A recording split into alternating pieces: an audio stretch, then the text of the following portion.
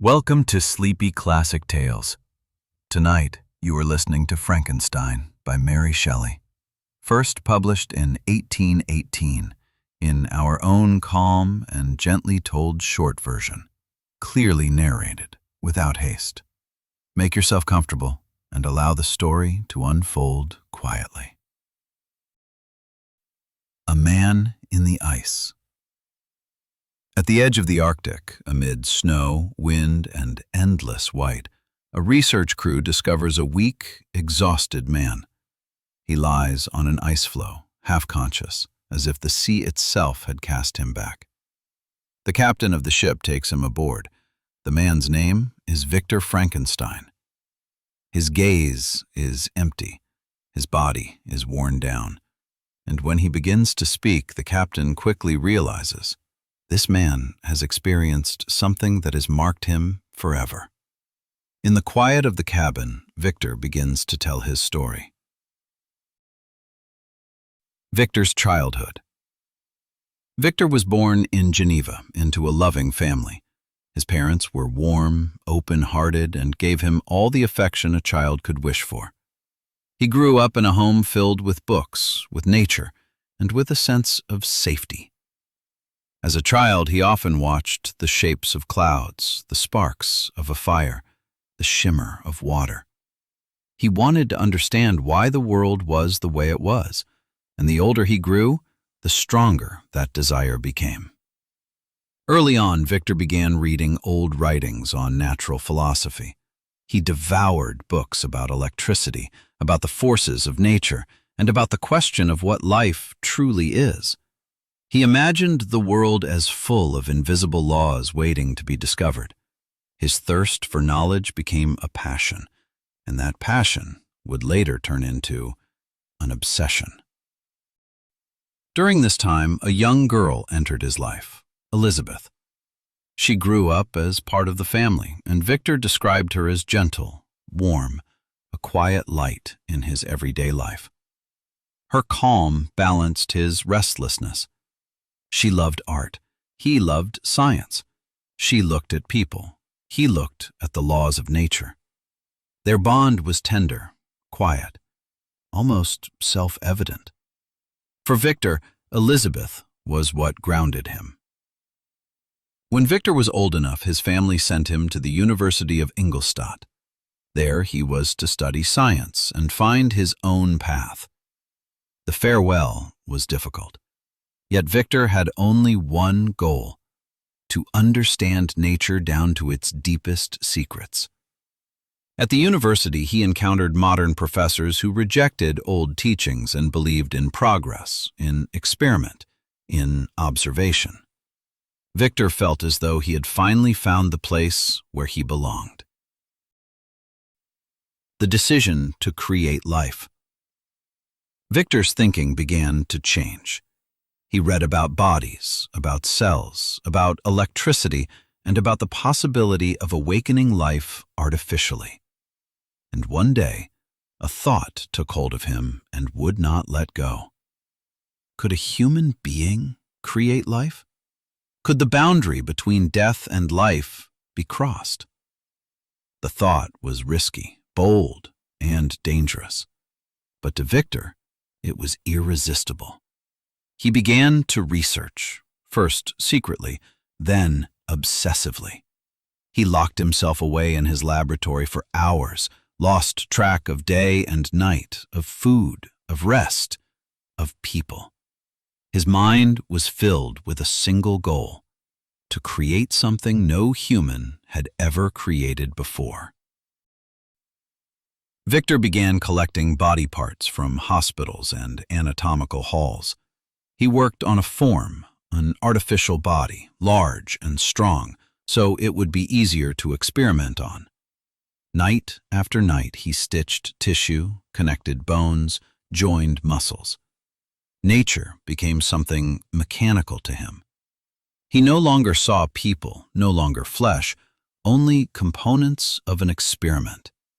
He worked with a concentration that was frightening. He knew he was crossing a boundary. And yet, he could not stop. The moment of creation. On a stormy evening, Victor stood before his work. The artificial body lay on a table surrounded by metal, wire, glass vessels, and electrical apparatus. Victor felt a mixture of fear, anticipation, and a restless pride. He gathered his strength, activated his machines, and focused them on the product of his obsession.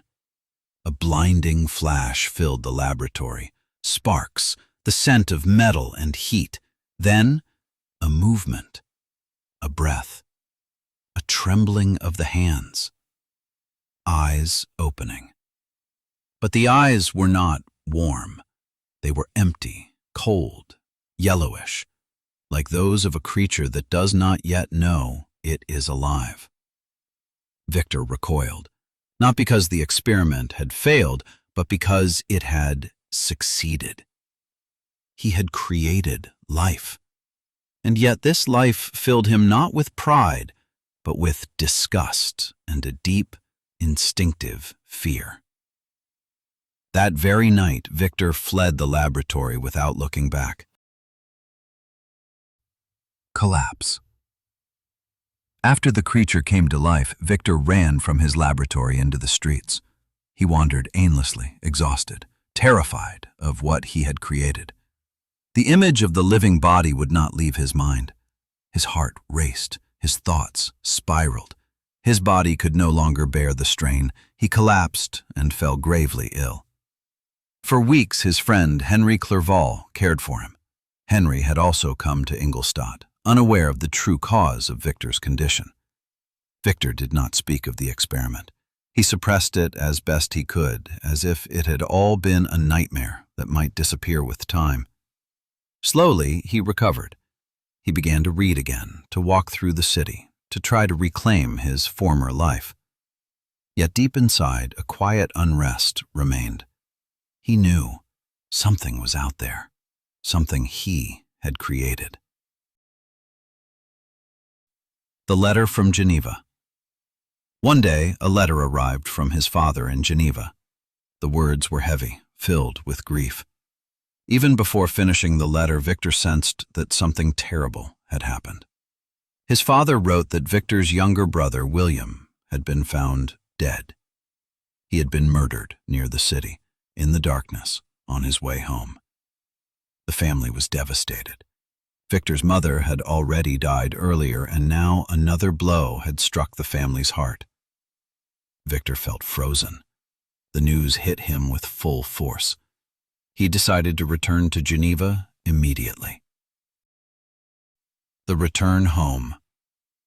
The journey back led Victor through landscapes that once would have brought him peace. Now he saw everything as though through a veil.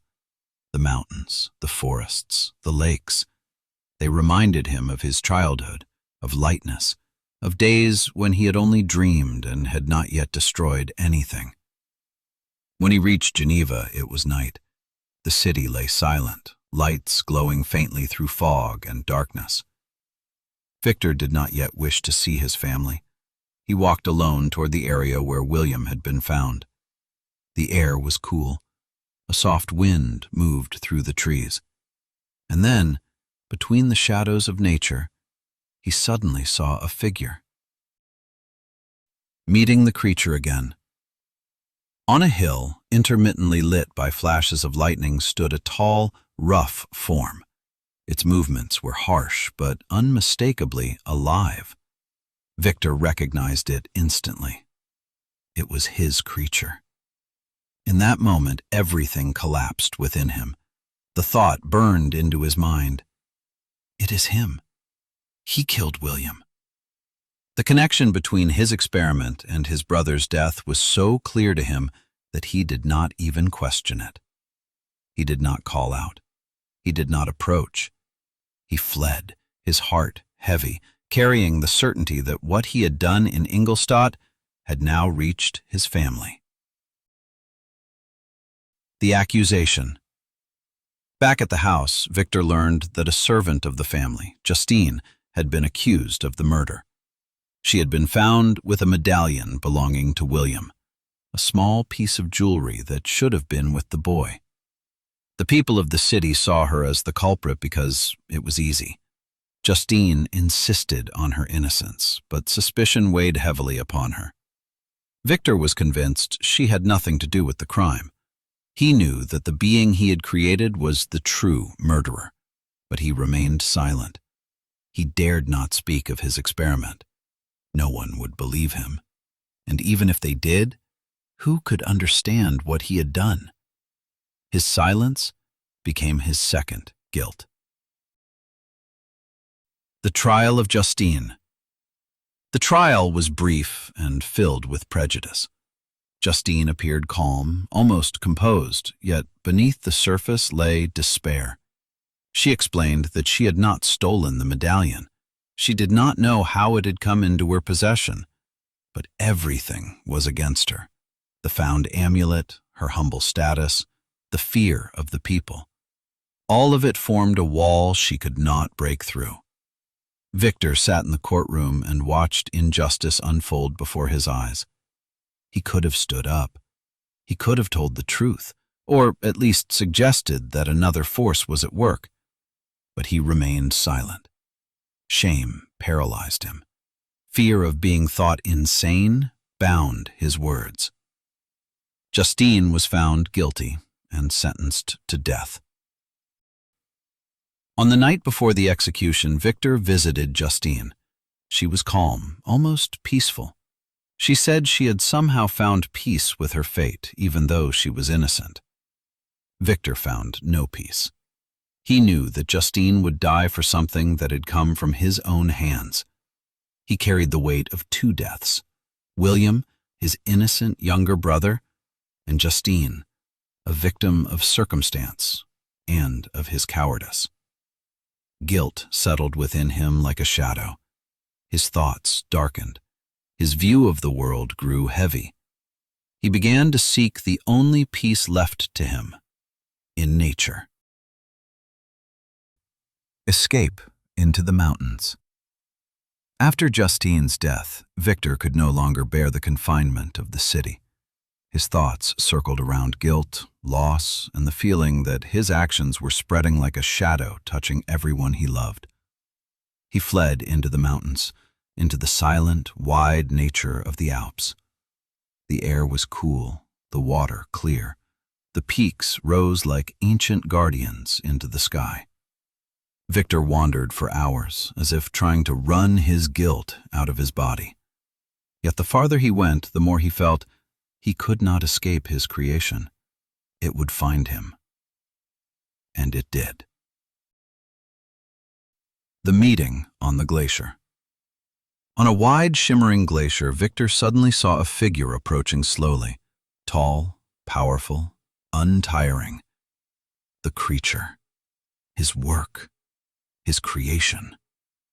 Victor shouted at him, called him a monster, cursed the day he had brought him into existence. But the creature remained calm. In a deep, heavy voice, it said, "You call me monster, but you made me this way." Victor wanted to attack him, but the creature calmly stepped back and asked him to listen. It said, "I became evil because I was alone." Victor hesitated. Anger and fear fought within him against a strange, painful compassion. Then the creature began to speak. The creature told how it had fled the laboratory after its creation. It did not know who or what it was. Everything was new: smell, cold, wind, voices, light. It hid from people because they recoiled at its sight and drove it away. One day, it found a small hut in the forest beside a farmhouse. There lived a family, a blind old man and his 2 adult children. The creature observed them secretly day after day. It saw their care, their love, their conversations, their small rituals. For the first time, it felt something like warmth.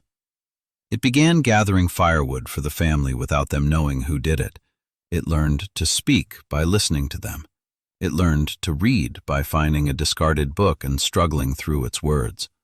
A desire grew within it, almost childlike and pure. It wanted to belong. It wanted to be loved. It wanted to be human. The attempt to reveal itself. After many weeks, the creature gathered its courage. It waited for a moment when the blind old man was alone and entered the hut. The old man did not recoil. He could not see the ugliness. He heard only the voice and felt the need for closeness and understanding. They spoke, and for a brief moment, everything seemed possible. Then the children returned. When they saw the creature, they screamed, rushed to their blind father, and drove the creature from the house with fear and violence. In that moment, the creature said softly, something died within its heart. The turn toward hatred. Rejection, loneliness, and the loss of hope ignited something dark within it. It wandered aimlessly through forests and fields, meeting only terror, blows, stones, and contempt. No one accepted it. No one saw anything in it but a threat. Its desire for love slowly transformed into a desire for revenge. It searched for Victor, seeking answers. Why do I look like this? Why am I alone? Why is there no one like me? But when it did not find him and instead encountered William, it recognized only one thing in the boy's reaction. He too saw a monster. In an impulsive moment, it attacked him. The murder was not planned. It was the expression of years of loneliness and pain. The creature's request. On the glacier, the creature finished its story. It said, I became evil because I found no love. I am alone because there is no one like me. Then it begged Victor, create a companion for me, a being like myself, someone who understands my feelings, someone who does not despise me for my form. The creature promised, if you create a companion for me, you will never see me again. We will go into the wilderness and disappear. A life far from humans, it said, would be enough. Victor wavered. To create a second being seemed wrong, dangerous, morally unbearable. Yet he felt the desperation in the creature's voice, and so, at last, he said, I will do it. The creature nodded, looked at him one final time, and vanished into the mountains. Victor remained behind, alone, broken, and facing a decision that would once again change his life. The second creation. Victor traveled to England and Scotland to work undisturbed on the second creature. He was restless, torn between duty and fear, between promise and horror. He worked in a remote hut near the dark coasts of Scotland, but the further his work progressed, the stronger his fear grew. What if the second creature became evil? Even more powerful, even more vengeful? What if the two created a race of their own, a new kind, stronger than humans? The thought would not leave him. One evening, as the moon turned the waves silver, the first creature suddenly stood before the window of the hut, silent, watching, waiting. Victor felt his heart freeze. He understood. If he completed this work, no one could control what would follow. In a single impulsive moment, Victor tore apart his half-finished creation and destroyed the second creature. Outside the window, the creature let out a sound, half pain, half rage. Then it said, I will take revenge. I will take from you what you love. And disappeared into the night. The return to Geneva.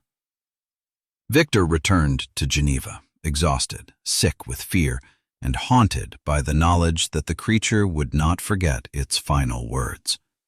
He tried to regain a sense of normality, He married Elizabeth, as his family had always hoped. It was a quiet day, filled with tenderness, and yet also with deep unease. Victor knew that something was approaching. The wedding night. On the night of their wedding, Victor and Elizabeth traveled to a quiet, secluded place. Victor could not sleep. He walked through the house, listened to the wind, the wood, the sounds of the night. He expected the creature. He anticipated an attack on himself. Then suddenly, he heard a scream. He ran back into the room and found Elizabeth dead, lying on the bed, marked by violence. The creature had kept its promise, not by taking Victor's life, but by destroying the heart Victor loved. Victor collapsed. Everything within him shattered. The guilt he carried was now complete. The hunt. After Elizabeth's death, Victor swore revenge. The roles reversed. No longer did the creature hunt him. Victor hunted the creature. He followed its trail across mountains, rivers, valleys, and finally into the Arctic. The world around him became emptier, colder, more merciless. He lost his strength, his warmth, his life, but not his will. The hunt became an endless circle of cold and exhaustion, and at last, Victor collapsed. The end of the story. Here ends Victor's account, which he tells to the ship's captain. He is weak, the journey has drained him, and his body can no longer endure. Shortly afterward, Victor dies aboard the ship. The captain stands by him as Victor's breathing grows calm, shallower, until it finally stops. Soon after his death, the creature enters the ship. It sees the lifeless body of its creator and freezes. It speaks softly, almost like someone who regrets too late. It says that it never found love, was never accepted, and that its deeds were born of pain. It knows that its existence has brought only suffering to others and to itself. Then it tells the captain, "I will destroy myself. My life will end. No one shall ever suffer because of me again." The creature leaves the ship and disappears into the ice, into the white, cold emptiness that finally swallows it. Perhaps while listening, you found yourself wondering, why does Victor Frankenstein turn away from his creation, even though he longed to create life? Why does he remain silent, even when he knows an innocent person is condemned? And what role does Mary Shelley's own life play in this story of loss, guilt, and irresponsible creation? These questions and many more are explored in our companion book, Golden Pages, Volume 1. There you'll find the stories from our podcast, backgrounds, interpretations, and connections that may only softly resonate while listening. You'll find the link in the description. Good night, and if you like, we'll listen to each other again tomorrow.